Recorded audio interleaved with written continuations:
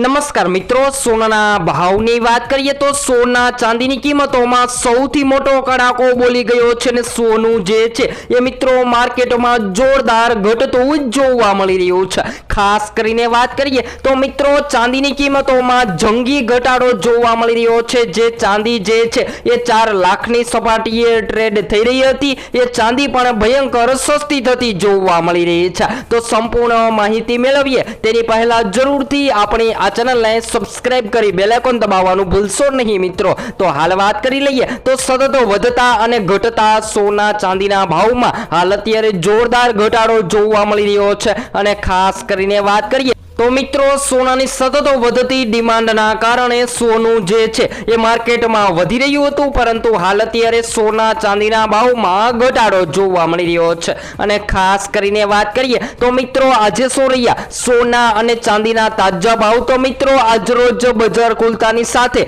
બપોર બાદ ફરીથી સોનાની માર્કેટ ક્રેશ થતી જોવા મળી રહી છે અને સોનું જે છે એ સસ્તું થતું જોવા મળી રહ્યું છે। તો 22 કેરેટ સોનામાં 1 ગ્રામ 14,590 માં, જ્યારે 10 ગ્રામ 1,45,900 માં, જ્યારે 100 ગ્રામ 14,59,000 માં જોવા મળી રહ્યું છે। તેવી જ રીતે 24 કેરેટ સોનાના ભાવની પણ વાત કરીએ તો મિત્રો 24 કેરેટ સોનું પણ આજરોજ ઘટીને 1 ગ્રામ સોનું જે છે એ 15,917 માં, જ્યારે 10 ગ્રામ 1,59,170 માં, જ્યારે 100 ગ્રામ 15,91,700 માં જોવા મળી રહ્યું છે। તો મિત્રો ચાંદીના ભાવ પણ આજરોજ માર્કેટમાં ઘટી રહ્યા છે ને 1 કિલો ચાંદીનો ભાવ જે છે એ ઘટીને 2,48,112 માં જોવા મળી રહ્યો છે। તો એમ કહી શકાય કે ચાંદીની કિંમતોમાં પણ મોટા વધારા બાદ ચાંદી હાલ તૂટતી જોવા મળી રહી છે